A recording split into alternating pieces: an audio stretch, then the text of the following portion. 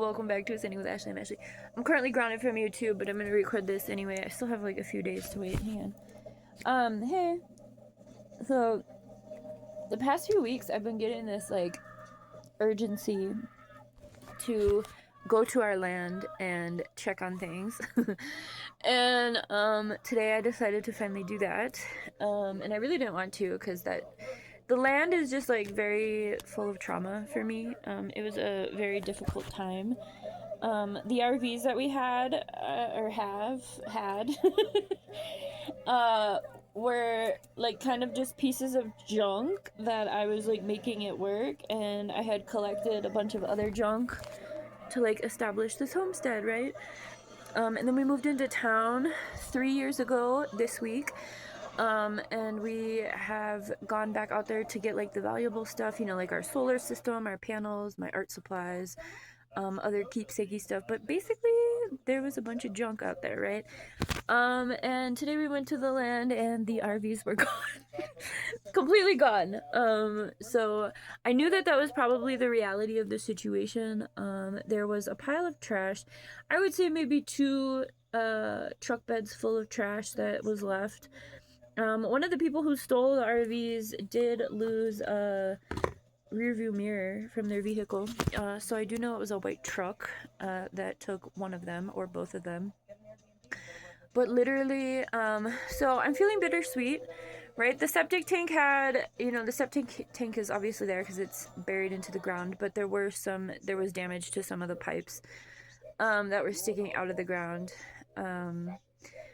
But yeah, I was just, you know, I was like, oh shit.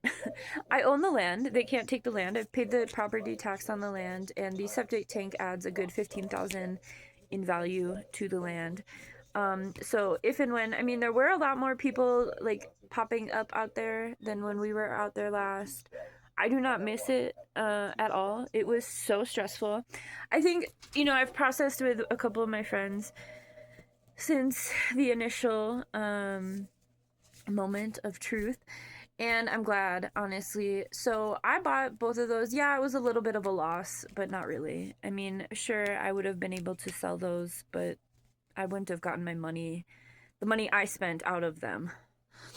The cats had trashed the one that we were living in, and the second RV I was trying to turn into like an art studio. Obviously, at this point in time, we know that I've done that with the ambulance. And so, you know, Niall and I are so comfortable in this house. I think that in the future, you know, we're gonna be all right. We're gonna stay here as long as we can, or as long as we need to. I don't know how I feel about going back out there. I know that there's a lot of tweakers. I don't really feel a relationship to this land. I don't know. I feel it's like a bittersweet thing that I'm still processing through, because the Ashley that bought that land and had those RVs and did all that work, I think that's the only thing I'm really grieving, is that past version of myself who did everything I could to get there, put in so much work, so much planning into that, and, you know, collecting things, going to the thrift stores and buying things that I wanted, right, being able to cross things off of my list. But ultimately, it was a bunch of junk.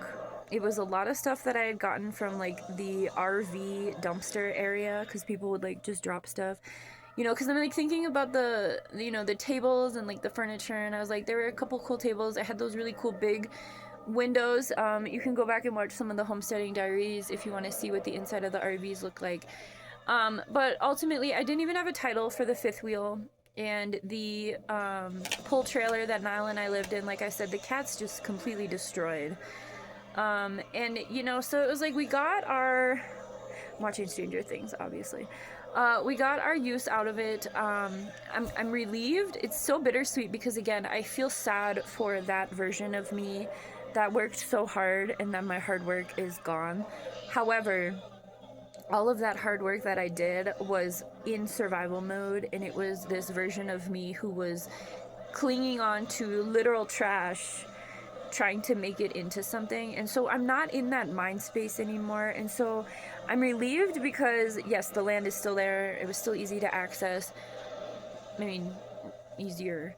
But like, I think that when we were living out there, it was so hard. And I think a lot of the times when something's not aligned to you, it's harder. It's hard. Things should be easy. Um, if it's meant for you, it should be easy. It should be aligned. It should be relatively comfortable. And that wasn't my experience on that land. It was very much I feel like I need to survive, and this is the means that I'm taking to do so. And since we've been in this house, again, 3 years this week, I have stepped out of that survival mode, which I was in for like 20 years, right? I'm not in survival mode anymore. The investments that I am making are much more, you know, it's been a progression of build up, right? We had to start, you know, we started in this house with a couple air mattresses and a TV, right? We have furniture. We both have beds. We have tables. We have chairs. We have shelves. We have everything we need. And so I'm grieving a little bit, but honestly, I'm grateful that I don't have to pay anyone to take that shit off of the land. And the land is still there for us for a fresh start. It feels like a fresh start. I'm a little upset with the state of the earth, that I feel bad about all of that trash. But when I got out there, I don't get a good feeling from that land. It's not, I don't know if the land is rejecting me, or if it's the people around, or if it's my past out there. I tried so hard to make it feel good, but it doesn't feel good. And so we are continuing to work in town. I'm fine with that. I'm happy here. But like I said, you know, it's okay. You know, I do have to call the DMV and just make sure that I am not responsible for the one that I had registered anymore. Like, let them know that I'm not the owner of that, and it was stolen, right? But I didn't have a permit for them to be out there on the land, so I don't think I'm paying for insurance anymore. So I have a couple things to look into this week. I don't have any proof of anything, and like I said, without a permit through the county, I don't even think that an insurance, if I still have an insurance policy on one of them, the other one I never got the title for, so it's whatever. Baby's daddy is who I called when I shouldn't have called him first, because his reaction was ridiculous. He was like, "You need to go find it. It's out there somewhere." And I'm like, "I'm with Niall. Hi, I'm always with Niall. I don't have a gun. I have other forms of self-defense, but I'm not gonna go onto other people's land being like, 'Where's my shit?' Absolutely not. I don't even like going out there. Fuck." And so I took my time going out there in the car, and then on the way home, after I realized, I was like, we're getting the fuck out of here. I had to piss on the land. I had to pop a squat because I had to pee really bad. But yeah, there's just like a pile of trash. So I'm not upset. I mean, I was initially, but we're not in that space. And like I said, the only thing I'm upset about is that past version of me, who put in so much work, because I remember how much work I put in. I remember how much planning, how much gathering, how much facilitating and logistics it was.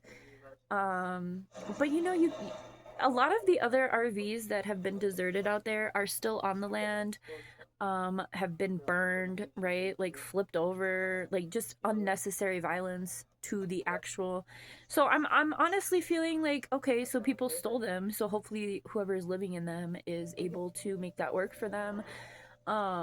There are a lot of tweakers, but you know, I already knew that. I knew that that land was, you know, I knew it wasn't safe.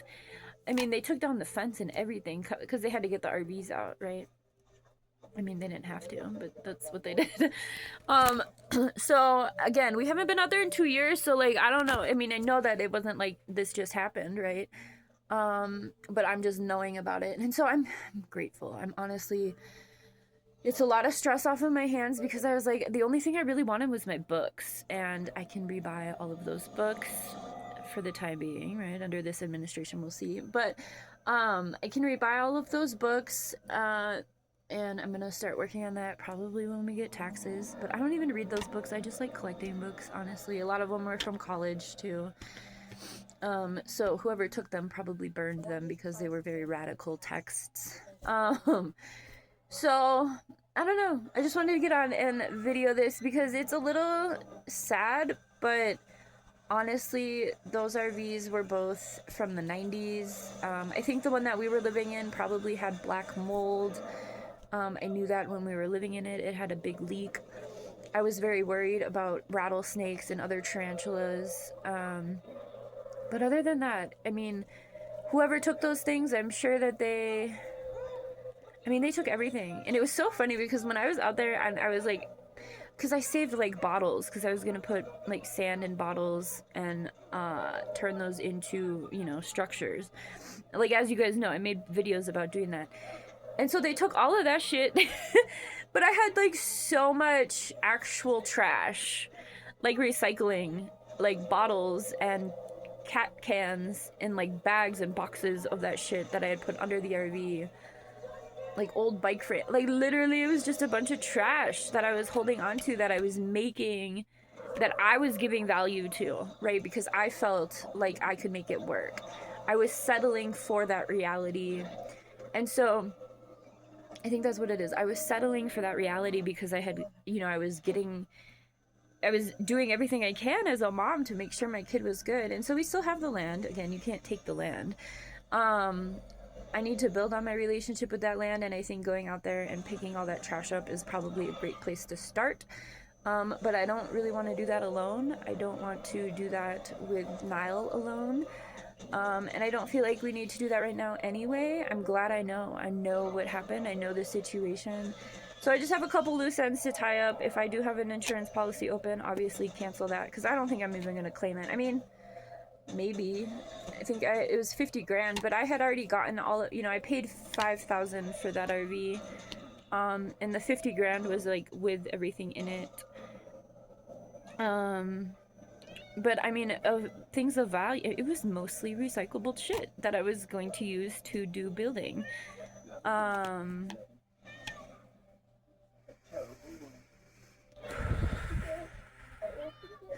That version of me put value on things because I felt like that's the only thing I had. Again, that's that feeling of survival mode. So, I'm looking around at everything we've accumulated since we've been in this house, and it's just like, this house is already outweighing the value of what we had in both of those RVs. I am a little bummed about the cool arch windows, but again, that was only $100 for both of those. So value-wise, I'm all right.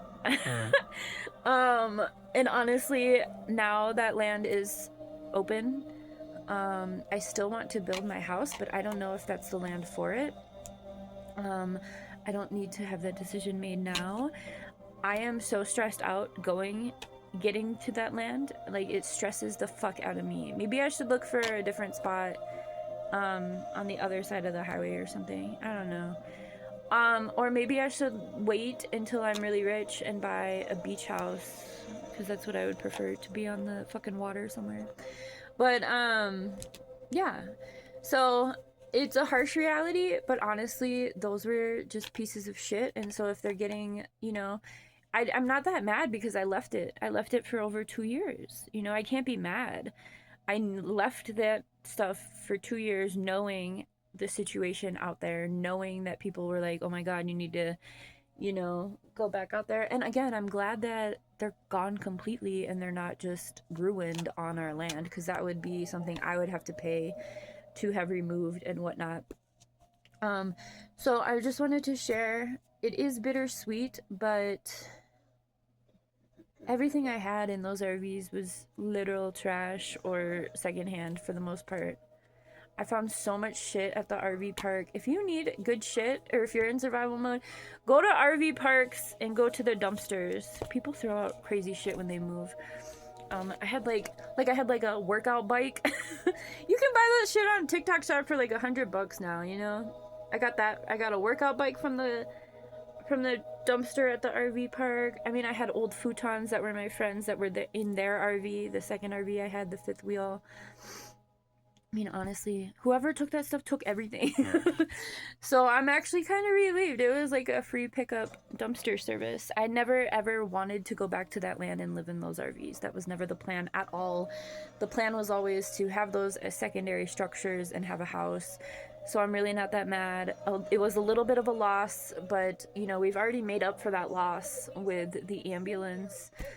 and with everything that we have here. So money comes and goes. It's an energy, and holding on to stuff is, I don't know. When we're in survival mode, we feel like we need to, right? We need that stuff. And so I'm getting over that feeling officially now, and I'm really glad I know.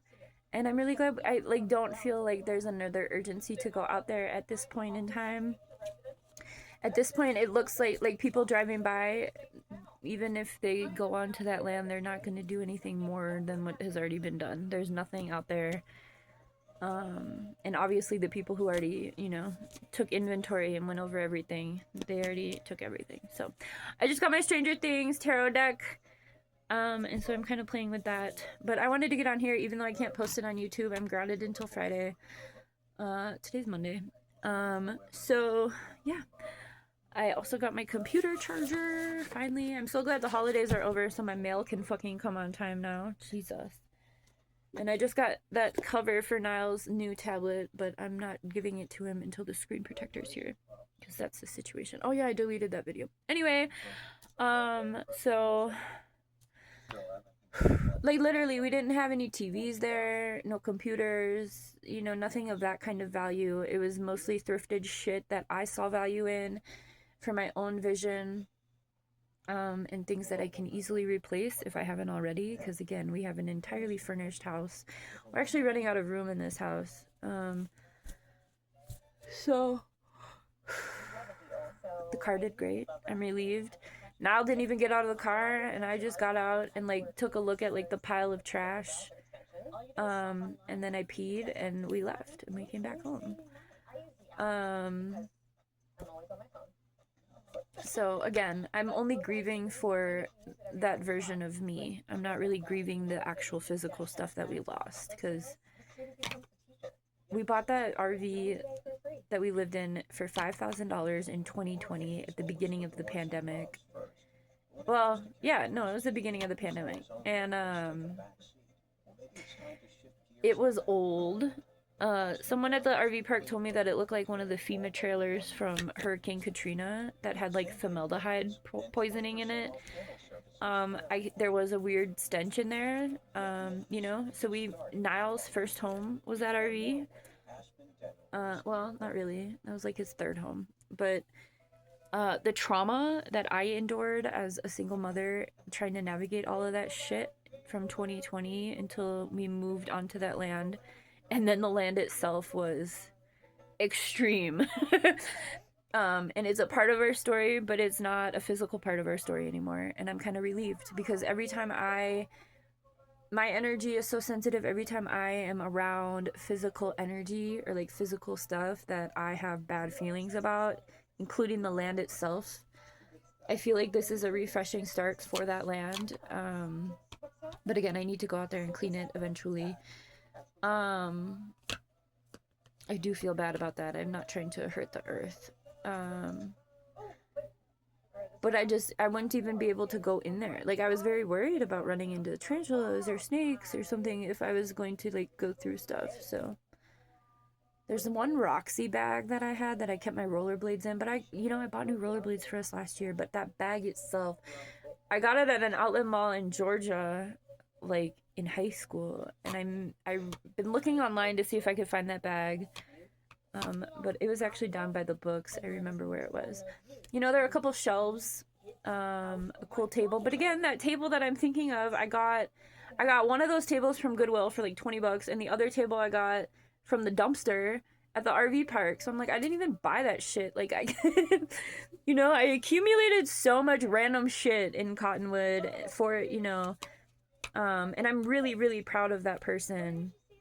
And that's the part that kind of upsets me. But again, you can't expect to leave something for 2 years where a bunch of fucking tweakers steal shit and not have that affect you, right? So I'm grateful for all of my work, even if my work isn't physically visible. I'm really glad I also documented all of that on the Homesteading Diaries, because we're not going to have any more of those for the RVs at least.